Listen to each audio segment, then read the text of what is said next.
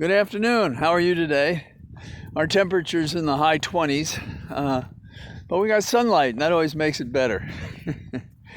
I'm very sad, but understand that Justice Breyer has chosen now, at about 84 years of age, I'm not sure, to retire from the Supreme Court. He's one of my favorite justices since William Douglas. And the reason is because he speaks directly, he teaches the law in his opinions, and he's written off-the-bench books to help understand the judicial process. He understands politics, he understands how to get things done. He's had a storied career on the court, and so it's a shame we're going to lose him.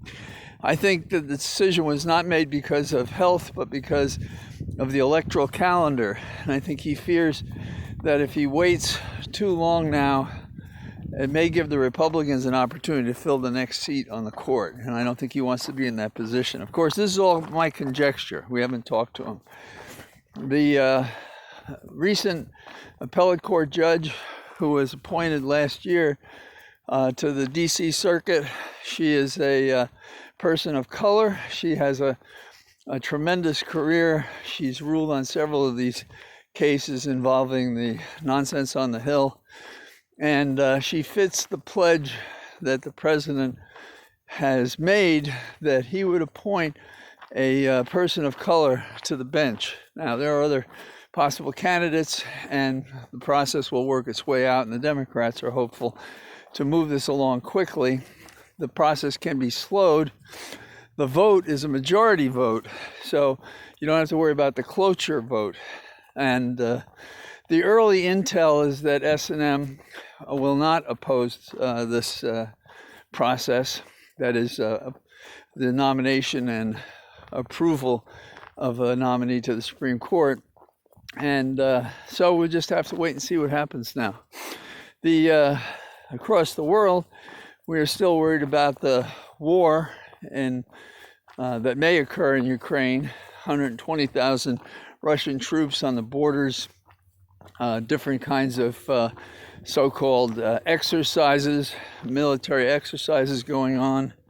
Our president has approved getting ready some 8,500 troops. There are 64,000 troops across Europe.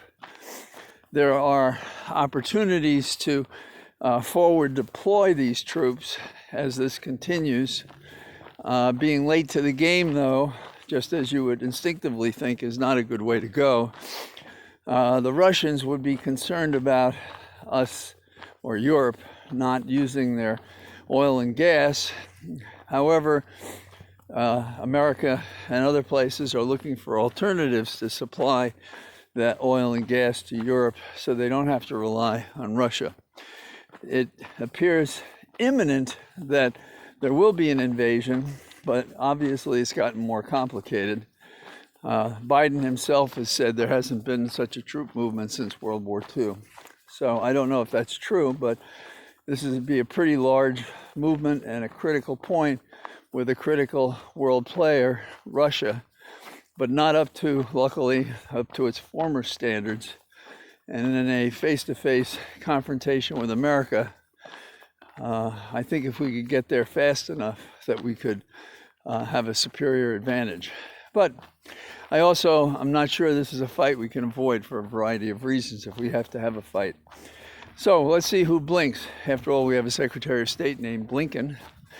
Finally, I think it's amazing to me that Bannon has a platform with 8 million subscribers. Consider the fact that MSNBC at its height has something like 2 million. So you get an idea how forceful and effective he can be, even without all the other alternate platforms that are available. Last note, I was very much encouraged by what Avenatti did on a public level involving the impeachment and the complaints against Trump. I'm sorry that he appears to have mishandled, purposefully defrauded his client, and so he's on trial in California. What's interesting is the judge is letting him represent himself and cross-examine the witnesses. That's a show worth seeing because he is a capable lawyer. I don't know if it's the smartest thing to do. Roy Cohn did this for himself and got himself an acquittal. So it can happen. Sorry, Avenatti, for comparing you to Roy Cohn. That's about what I think's going on today. And I like the way the weather feels today.